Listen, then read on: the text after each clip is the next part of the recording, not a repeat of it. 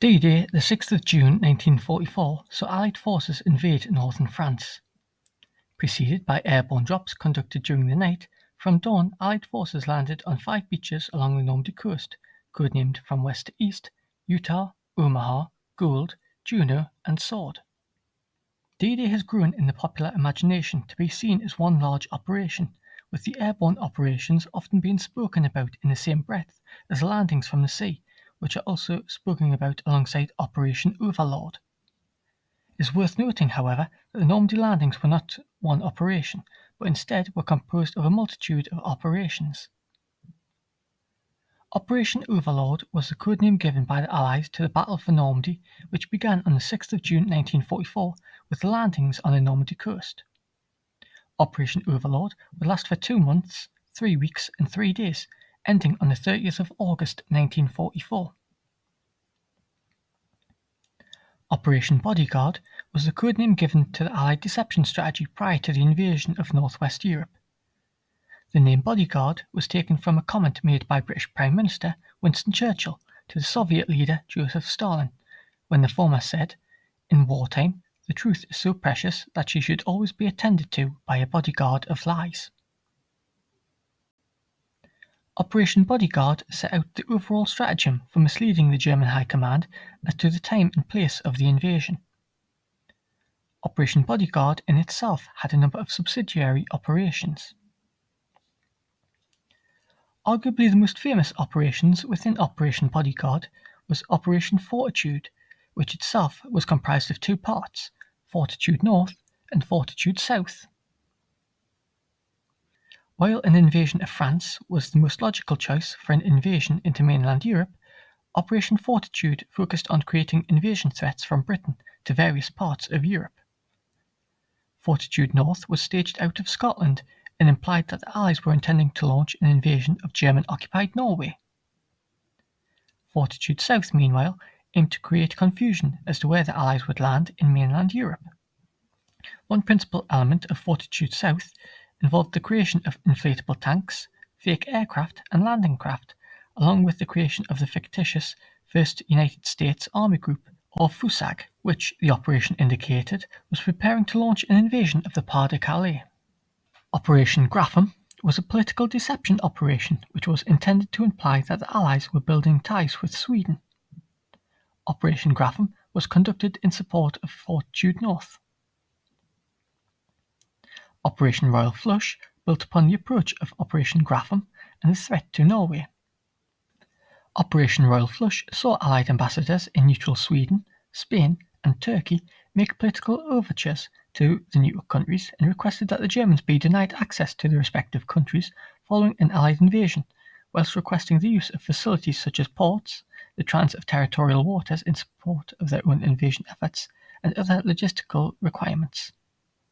Operation Zeppelin was another subsidiary operation of Operation Bodyguard.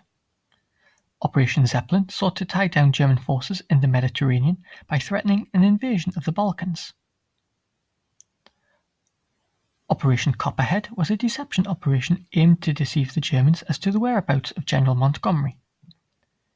In this, a second lieutenant in the Royal Army Pay Corps and former actor, M.E. Clifton James, who bore a strong resemblance to Montgomery, made public appearances as Montgomery in North Africa and Gibraltar.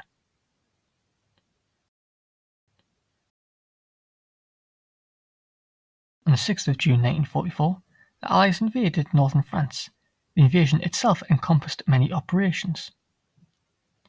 As the invasion force set out for Normandy, Operations Glimmer, Taxable, and Big Drum were initiated.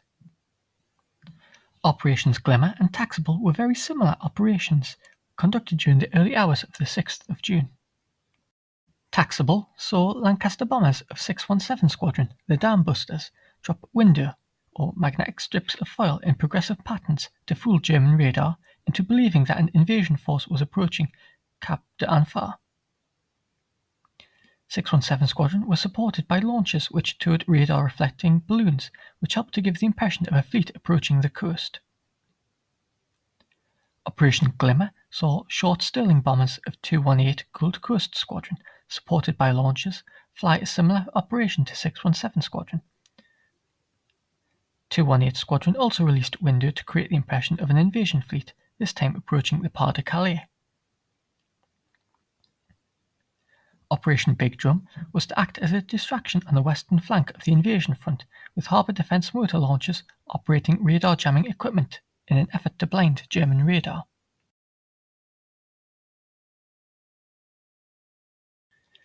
Operation Tonga was the name given to the British airborne operations, which saw the Coup de Main Force under Major John Howard seize the bridges over the Caen Canal and Own River.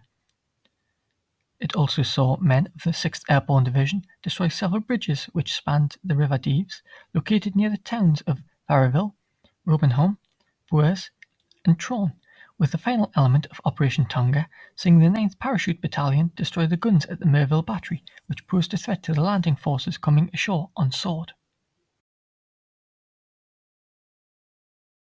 Mission Albany was the name given to the parachute assault conducted by the US 101st Airborne Division, which was to secure the 4 causeway exits behind Utah Beach for the seaborne forces, destroy the German gun battery at Saint Martin de Varaville, capture the Douve Lock near Carentan, as well as destroy bridges over the Douve at Saint-Côme-du-Mont. Mission Boston was the name given to the parachute assault by the US 82nd Airborne Division, which was to secure the town of Saint-Mère-Église, which served as a crucial communications crossroad behind Utah Beach, to block the approaches to the area from the west and southwest, and to seize causeways and the bridges over the Murderette at Lafayette and Chef du Pont. Mission Chicago was the code name given to the pre-dawn glide assault by the 101st Airborne Division. Conducted in support of Mission Albany, Mission Chicago was to see 155 troops landed along with a bulldozer, 6-pounder anti-tank guns, jeeps, and 2.5 tons of ammunition. Mission Detroit was a glider operation conducted in the pre-dawn hours of the 6th of June, made by elements of the 82nd Airborne Division. Mission Detroit was to see elements of the divisional headquarters, divisional artillery, and elements of the 82nd Signal Battalion landed. Operation Neptune was the codename given to the Allied seaborne invasion. Operation Neptune saw American forces land on Utah and Omaha. In this, elements of the 4th Infantry Division began landing on Utah around 6:30 a.m. Shortly after 6:30 a.m., elements of the US 1st Infantry Division and 29th Infantry Division began landing on Omaha Beach.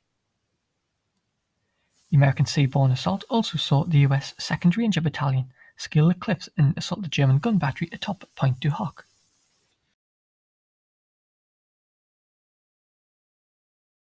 At 7:25 a.m., British forces, principally the 50th Infantry Division, alongside the 8th Armoured Brigade, 56th Infantry Brigade, and No. 47 Commando, began landing on Gold Beach and began pushing inland towards Port and Besson to try and link up with the American forces landing on Omaha and to secure the town of Bayeux.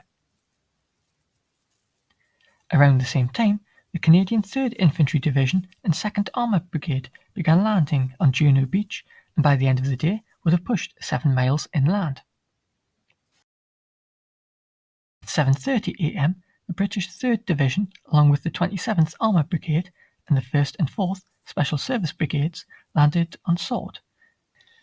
From Sword, they began advancing inland to link up with the British airborne forces that had landed during Operation Tonga and to try and reach the objective of the Norman capital of Caen. Operation Keok was conducted at 8:50 p.m. and saw the landing of reinforcements to the 101st Airborne Division.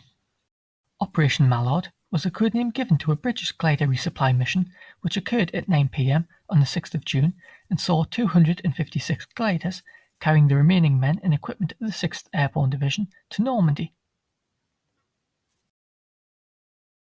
Operation Elmira occurred between 9:10 in the evening and 11:10 p.m. and was the 3rd airborne operation of the 82nd Airborne Division conducted on DDay. Operation Elmira saw the landing of 36 Waco and 140 Horsa gliders, which delivered 2 battalions of glider artillery and 24 howitzers to the 82nd Airborne. D-Day was a monumental day, and the Normandy landings on the 6th of June 1944 were one of the greatest undertakings in military history. Through multiple operations, DDay was a success, with the Allies establishing beachheads on the Normandy coast, which would ultimately lead to the liberation of Western Europe.